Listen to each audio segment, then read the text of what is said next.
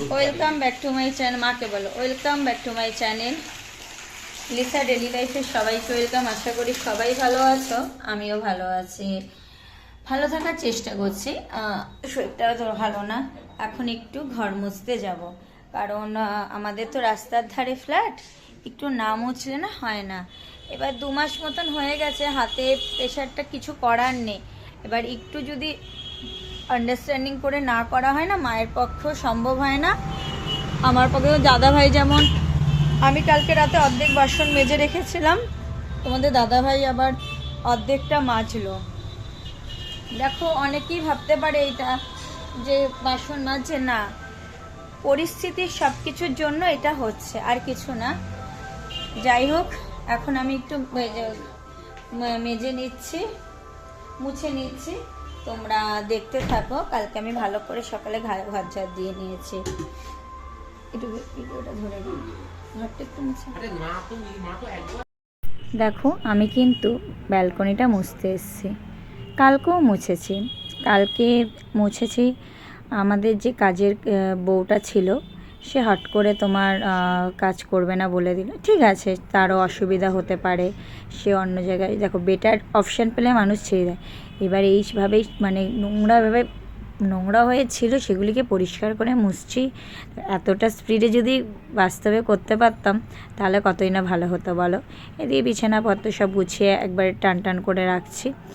এবার খাটের তলা টলা যেগুলি আছে সেগুলি আমি মুছে নিই। যখনই আমি দেখবে মুছি, খাটের তলা টলা এগুলি একদম কিন্তু মুছে নিই।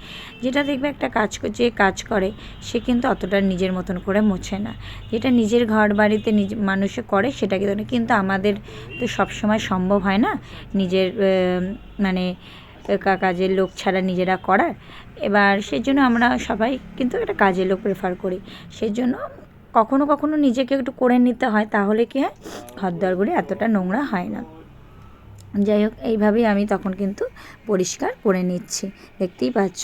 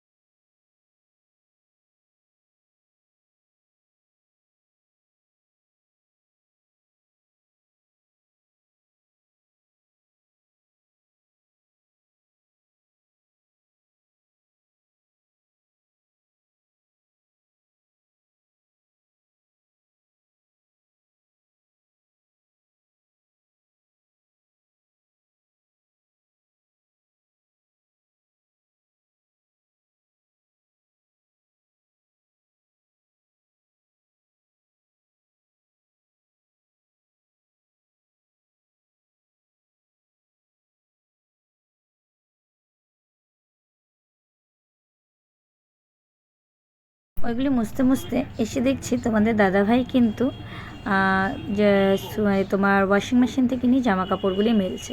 তারপরে আমি দেখলাম, আমিও হাঁপিয়ে গিয়েছিলাম ঘরটা মুছতে মুছতে। আমি না, থাক, জামা কাপড়গুলি আমিও ওর সাথে সাথে মেলে দিই। ওকে বললাম, তুমি তাহলে একটু ক্যামেরাটা ধরে দাও, আমি তাহলে ঝটপট করে জামা কাপড়গুলি মেলে দিই।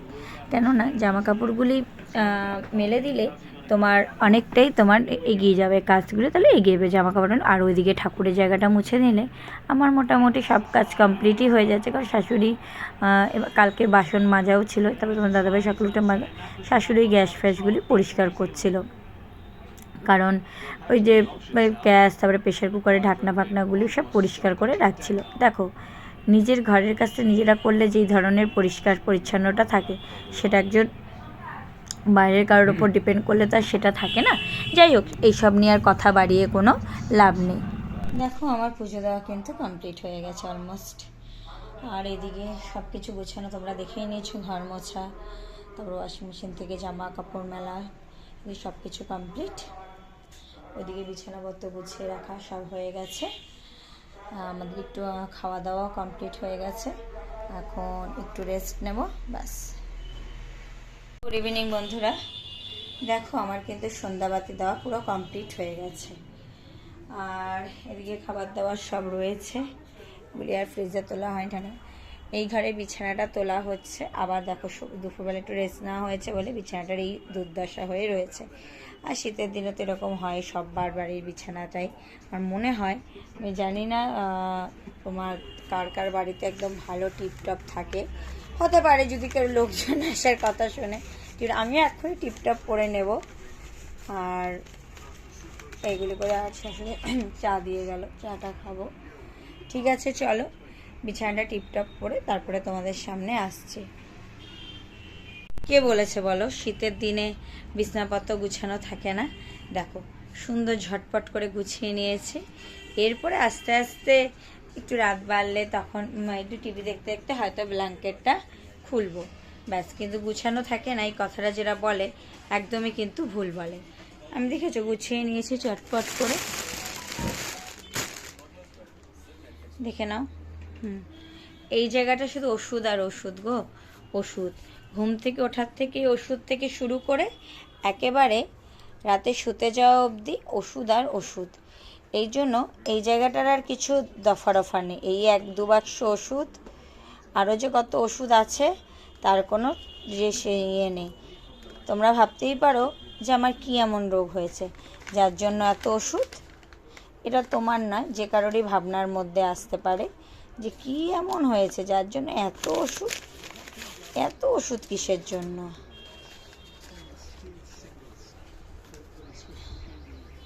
এত ওষুধ কেন আসছে, এই হলো ব্যাপার। এটা ফেলে দিও, এই যে দেখে নাও। ঠিক আছে বন্ধুরা, চলো আমি আবার পরে আসছি। তোমাদের সামনে কিন্তু আমি অনেকক্ষণ বাদে এলাম, অনেকক্ষণ বাদেই এলাম। এখন সন্ধ্যাবেলা হয়ে গেছে। তোমাদের তার আগে একটা খবর জানাই, সেটা হলো যে গতকাল মানে 17ই জানুয়ারি আমার আর তোমাদের দাদাভাইয়ের 3 বছরের বিবাহবার্ষিকী গেছিলো। কিছু করা হয়নি, মন মেজাজ সেরকম একটা ভালো ছিল না, এই জন্য কিছু করা হয়নি। তাই কোনো ওরকম ব্লগ ওখান থেকে তোমরা পাওনি। জাস্ট তোমাদের কাছে, তোমরা যে তোমাদের ফ্যামিলি মেম্বার, তাই তোমাদের কাছে একটু জানালাম। আজ সকাল থেকে উঠে তো দেখলে ঘর মোছা, তারপরে ওয়াশিং মেশিনে জামা কাপড় কেচেছিলাম সেগুলি মেলা, খাবার দাবার গুছানো, ঠাকুর পুজো করা, বিছনাপত্র পরিষ্কার করা, এটা সব কিছুই করতে হয়েছে। আর করা কমপ্লিট করার পর একটু রেস্ট নিয়েছি, রেস্ট নিয়ে উঠে আবার সন্ধ্যাবাতি দেওয়া, আবার বিছানাপত্র গুছিয়ে নিয়ে তোমাদের সাথে সামনে এলাম। সত্যি কথা বলতে সব থেকে প্যাথেটিক কখন লাগে বলতো? সারাদিন যখন ওষুধ ওষুধ ওষুধ ওষুধ খেতে হয় না, তখন লাগে সব থেকে বেশি প্যাথেটিক, যে কী এমন হয়েছে যার জন্য এত ওষুধ খেতে হয়। এটাই হলো একটা, ঘুম থেকে উঠছি ওষুধ খেয়ে, ঘুমোতে যাচ্ছি ওষুধ খেয়ে, মানে ওষুধটাই হয়ে গেছে অ্যাকচুয়ালি মেন মানে জীবন।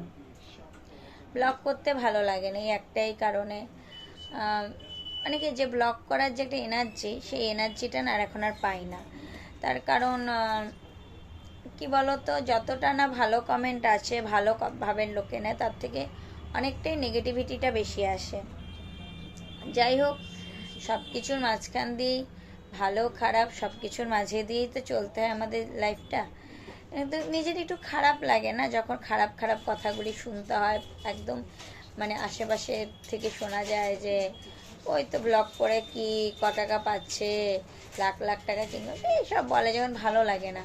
আর সত্যি কথা বলতে কি হতো, শরীর মন যদি ভালো না থাকে তখন কোনো কিছু করতেই ভালো লাগে না, এটাই হলো বেসিক ফ্যাক্ট। আর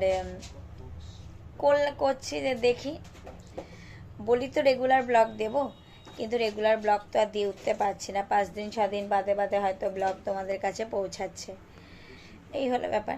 ঠিক আছে বন্ধুরা, চলো আবার তোমাদের সাথে পরে আসবো।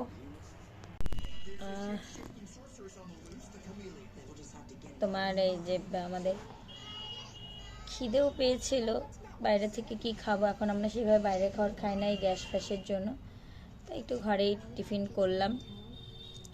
আর টিফিন করার পরে রাতে ভিডিওটা এন্ড করে দেব, রাতের মধ্যে ভিডিওটা এন্ড করে দেব, সেই জন্য ভয়েস ওভারও দিতে হবে, সেই কারণে ভিডিওটা এখানেই এন্ড করে দিচ্ছি। রাতে আর কি বলবো, রাতে আর কি, রাতে ডিনার করে তো শুয়েই পড়বো, আবার সেই রাতে ওষুধ, এই ওষুধগুলি রয়েছে, সেই রাতের ওষুধ। আমাকে কি রাতের ওষুধগুলো এখন দিয়ে দেবে?